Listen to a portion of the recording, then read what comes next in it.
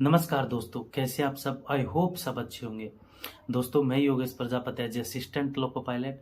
और दोस्तों, आज के वीडियो में हम काफ़ी ज़्यादा इंपॉर्टेंट टॉपिक है। आज की वीडियो को बहुत ज़्यादा इंपॉर्टेंट टॉपिक है और इसकी इंपॉर्टेंसी तब बढ़ जाती है जब आपके एग्जाम करीब हो। जैसे अभी आरआरबी एएलपी के एग्जाम आपके फर्म है, तो इस वजह से इस वीडियो की इंपॉर्टेंसी बढ़ जाती है। इसमें हम बात करने वाले कि शॉर्ट नोट्स किस प्रकार से बनाने चाहिए, क्योंकि अगर आपके पास शॉर्ट नोट्स हैं, शॉर्ट नोट्स बनाते हैं, तो डेफिनेटली आप अभी अब तक भी उनको शॉर्ट नोट्सों को बनाकर उनका कम से कम 10-10 बार रिवाइज कर सकते हैं। और 10 बार अगर आप रिवाइज करते हैं तो आप जानते ही इसकी इंपॉर्टेंसी कितने बढ़ जाती है। तो दोस्तों, आज की वीडियो में हम बात करने वाले हैं कि शॉर्ट नोट्स हमें बनाने किस प्रकार से चाहिए, क्योंकि बहुत सारे स्टूडेंट कंफ्यूज भी होते हैं कि हमें शॉर्ट नोट्स किस प्रकार से बनाने चाहिए, क्या मतलब हमें किन किन बारीकियों का ध्यान रखना चाहिए। तो दोस्तों, आज की वीडियो में हम इसी टॉपिक पे बात करने वाले हैं। तो आपसे निवेदन है कि वीडियो को एंड तक जरूर देखना और बिना समय गवाए हुए वीडियो को शुरू करते हैं। हेलो दोस्तों, मेरा नाम है योगेश प्रजापति और रेलवे स्टडी विद योगेश में आपका स्वागत है। दोस्तों, जैसा कि आप सभी को पता है, आज की वीडियो में हम बात करने वाले कि शॉर्ट नोट्स किस प्रकार से बनाने चाहिए। तो शॉर्ट नोट्स अगर आपको बनाने हैं और प्रॉपर अगर आपको शॉर्ट नोट्स बनाने की शॉर्ट नोट्स हमारे इस प्रकार से हो ताकि एग्जाम में भी क्वेश्चन फंस जाए, तो आपको शॉर्ट नोट्स बनाने का 2 तरीके मैं आपको बताने वाला हूं इस वीडियो में। तो पहला तरीका आपको ये बताने वाला हूं कि पहला तरीका आपको ये होना चाहिए, जैसे आप साइंस के शॉर्ट नोट्स बना रहे हो, तो साइंस में जैसे आपने शॉर्ट नोट्स बनाने के लिए कोई भी चैप्टर उठा लिया, नॉर्मली कोई भी जो आपका नाम है। अब जैसे मैं साइंस में बायोलॉजी लेता हूं, तो बायोलॉजी में हमेशा मैं सेल का उदाहरण देता हूं। तो आज हम सेल के अलावा किसी और चैप्टर का उदाहरण लेते हैं, जैसे मान लेते हैं पाचन तंत्र के बारे में हम बात करने वाले, ठीक है। अब पाचन तंत्र के आपको शॉर्ट नोट्स बनाने हैं। अब उसमें आएगा, एक तो मुख आएगा, उसके बाद में ग्रास नली भी आएगी, उसके बाद में ग्रसिका भी आएगी, ग्रास नली भी आएगी, अमाशय भी आएगा, छोटी आंत भी आएगी, बड़ी आंत भी आएगी। उसके बाद में क्या नाम है उसका, यकृत भी आएगा, थोड़ी ये ग्रंथि, अग्नाशय ग्रंथि, ये भी आएगी। तो इनमें किन किन चीजों का हमें ध्यान रखना चाहिए। तो जैसे आपने मुंह लिया, मुंह वाला चैप्टर लिया, मुंह वाले चैप्टर में आपको नॉर्मली क्या क्या चीजें याद रखनी है। एक तो मुंह में आपको पता है कि जो ग्रंथि होती है वो लार ग्रंथि होती है, ठीक है। आपने लार ग्रंथि लिखा, उसके बगल में जस्ट उसका जो एंजाइम रिलीज करती है, लार ग्रंथि जो एंजाइम रिलीज करती है, उस एंजाइम को आपने लिख लिया, ठीक है, ठीक है। उसके बाद में जैसे मुंह में 32 दांत होते हैं, तो किस प्रकार से दांत होते हैं, जैसे यहाँ पे चर्वणक, अग्र चर्वणक है, ये रदनक है और कृंतक है। चार तरह के दांत होते हैं, तो इन चारों तरह के दांतों के नीचे संख्या लिख ले। अब इसके अलावा अगर आपको कोई इंपॉर्टेंट चीज लगती है तो 1-2 लाइन में वो लिख लो। उसके बाद में मुख आपका कंप्लीट, फिर आप आए ग्रास नली पे। ग्रास नली का काम क्या है, ग्रास नली का काम भोजन को अमाशय तक पहुंचाना है। अमाशय तक पहुंचाने के लिए ग्रास नली का थोड़ा गीला और चिपचिपा होना जरूरी है, क्योंकि उससे भोजन फिसल के अंदर जाएगा। तो इसमें कोई इंपॉर्टेंट चीज है नहीं मेरे हिसाब से। फिर उसके बाद में आता है अमाशय। तो अमाशय में जैसे आपने देखा कि अमाशय का जे आकार होता है, अमाशय में एसियल अम्ल होता है, ऐसे वगैरह वगैरह, ऐसी सारी चीजों को लिखा। अब आप सोच रहे होंगे कि यार ऐसे तो बहुत ज्यादा हो जाएगा।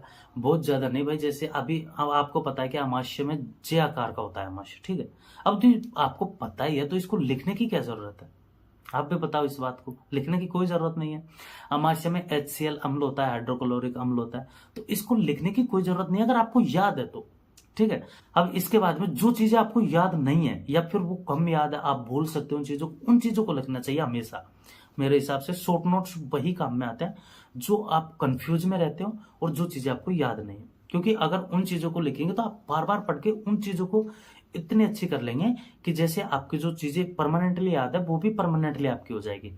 इस प्रकार से आपको शॉर्ट नोट्स बनाने चाहिए। क्यों, और एक बात हमेशा याद रखें, शॉर्ट नोट्स बनाने से पहले उस चैप्टर का पूरा ज्ञान आपको होना जरूरी है।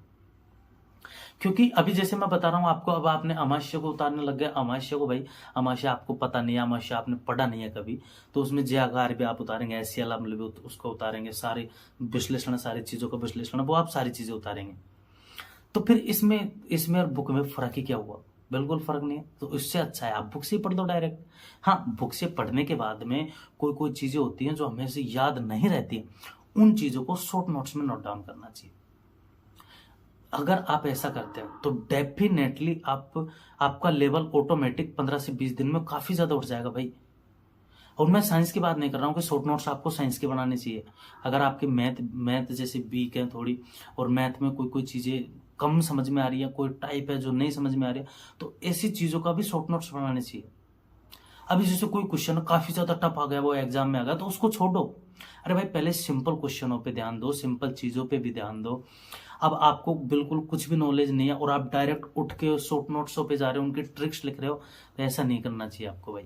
मैं आपको सजेशन देता हूँ, जैसे अगर मैं आपको पाचन तंत्र के शॉर्ट नोट्स बनाने लगूंगा मैं, ठीक है। अब इसमें मुझे इतनी तो नॉलेज है कि भाई मुंह है, मुंह में एक लार ग्रंथि होती है, मतलब जो एमाइलेज क्या नाम है एंजाइम रिलीज करती है, फिर उसके बाद में ग्रसनी होती है, ग्रसनली होती है, उसके बाद में अमाशय होता है, छोटी आंत होती है। छोटी आंत जो मतलब 7.5 मीटर लंबी होती है। उसके बाद में जैसे छोटी आंत है, छोटी आंत में 3 तरह के एंजाइम पाए जाते हैं। यकृत ग्रंथि, यकृत से पित्रस निकलता है, ये अग्नाशय ग्रंथि है। तो अब इन सारी चीजों को मुझे पता है, तो अब इनको तो मुझे याद करने की जरूरत नहीं है, जब ऑलरेडी मुझे याद है। अब मुझे वो चीजें याद करनी है ना जो मुझे याद नहीं है, तो उन्हीं चीजों के लिए शॉर्ट नोट्स हमेशा बनाए। शॉर्ट नोट्स ऐसे नहीं बनाए जाते भाई कि डायरेक्ट आपने जैसे छोटी आंत लिख दी, उसके बारे में पूरा वर्णन लिखने बैठ गया भाई, वो शॉर्ट नोट्स नहीं है।